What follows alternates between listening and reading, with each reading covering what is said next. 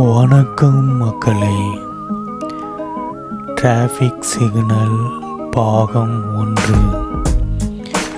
சிங்கப்பூரில் உள்ள சாலைகளின் அமைப்பும் அதன் அருகில் உள்ள இயற்கையான மரங்களின் அமைப்பையும் இந்த காணொளியின் வாயிலாக காமிக்கப்பட்டுள்ளது.